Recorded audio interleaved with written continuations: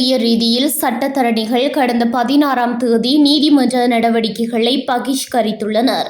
தளங்கம அக்குரைகொட பகுதியில் சட்டத்தரணி ஒருவரும் அவரது மனைவியும் கடந்த 14ஆம் தேதி ஆயுததாரிகளால் சுட்டுக் கொல்லப்பட்டிருந்தனர்.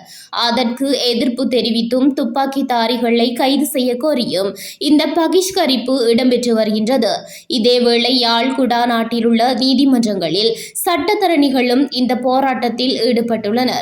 அதன் காரணமாக யாழ்ப்பாணம், சாவுகச்சேரி, மல்லாகம், பருத்தித்துறை மற்றும் ஊர்காவற்றுறை ஆகிய நீதிமன்றங்களின் சட்டத்தரணிகளும் மன்றுக்கு வருகை தரவில்லை. இதன் காரணமாக நீதிமன்ற வழக்குகள் சட்டத்தரணிகளின்றி அழைக்கப்பட்டதோடு வழக்குகள் திகதியிடப்பட்டன.